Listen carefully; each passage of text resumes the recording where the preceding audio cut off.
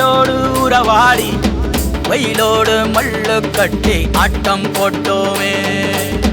எண்டூரு நெறிவூரு கருவேலங்காட்டோரம் தட்டான சுத்தி சுத்தி வட்டம் போட்டோமே. பசி வந்தா குருவி முட்ட தண்ணிக்கு தேவங்குட்ட பறிப்போமே சோழ தட்ட புழுதிதான் நம்ம சட்ட புழுதிதான் நம்ம சட்ட.